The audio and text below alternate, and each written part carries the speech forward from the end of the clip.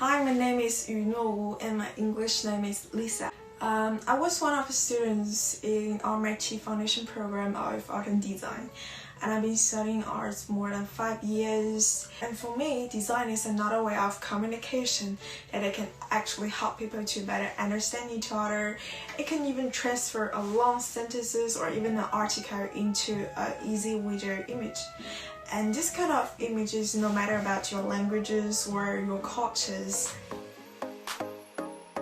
I think one of the best way to learn art and design is to research and learn from different types of artists, because each of them have their own thinking about art, and also they have their special materials or medias to do their artwork.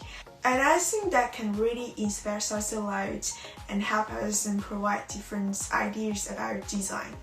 And I've been trying different materials of art, and also I'm doing comprehensive art. I think different art materials have their own personalities, that they have totally different outcome, different texture, even on the colors. These things need you to experience and keep trying and playing around with them to know the personalities. And I'm doing my own business online for grip tape design for the skateboarder who wanted to be special and being creative and just being different from others. Because usually the grip tape just being totally black, so I just designed the patterns or the characters or just anything color or lines or shapes or just being interesting on the grip tape, which is depend on my customers' ideas, like their favorite things or even just music or their tattoos. For me, I think it's just really interesting to do, because it's just like you listening to someone telling you a story and then you turn it into a visual image.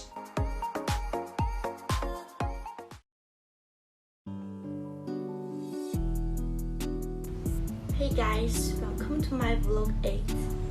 Thank you for watching the video of my interview with Lisa. I was very interested in the topic of interview, so I had a lot of new ideas and found my friend Lisa, who was happy to become my interviewee. For this interview, I think the most successful thing in my work is that I had a plan in advance to include all the shooting that I need, include all the clip need for B-roll. I made a table to record my camera angle setting. For example, if there is a shot where I want to make use of a long shot, I will draw one like this.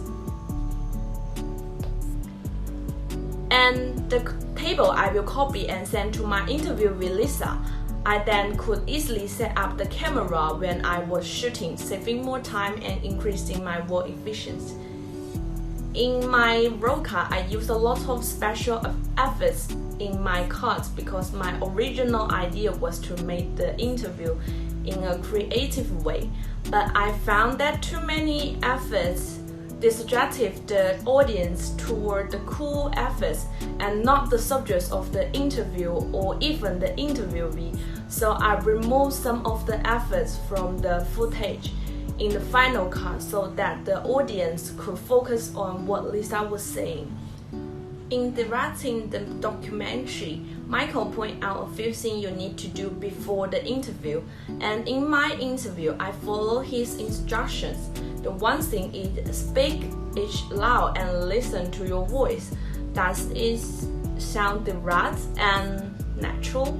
I record my questions on my phone the day before the interview and listen to them over and over again to make sure they were direct and clear and that no one answered my question in the wrong way. During the interview, I try to make my expressions look natural so that my interviewee is relaxed as if I were talking to a friend rather than recording. I nod my head so that my interviewee feels respected. I used a lot of special efforts in my roll cards and my interview looks very distractive because it was cloudy outside when I shot a clip of Lisa doodling, and in contrast, made use of brighten lights when I shot her drawing indoor. So when the clip was combined together, it appeared very brightened and the articulation on between the shots were very stiff, creating a rather unpleasant visual experience. The use of many violent special effects also distracted the audience from what Lisa was saying and from her work. So I cut back on the efforts in the editing because I want to create an interview rather than an advert, and I need the audience to focus on the main characters in my interview. I standardized the brightness, color temperature, hue, saturation, and contrast of all the clips in my B-roll. High saturated colors are rich and colorful, giving the bright, lively, and warm feeling, which is more appealing to the eyes. However, if the color saturation is too high and the colors are too intense, the eyes of the audience may become prone to feeling tired and the photo will lack texture, making it unattractive. For some of the clips showing Lisa's work, I increased the saturation and decreased the brightness. This increased the expressiveness of the color in the image, making them more impactful and giving her work a more vibrant color palette overall.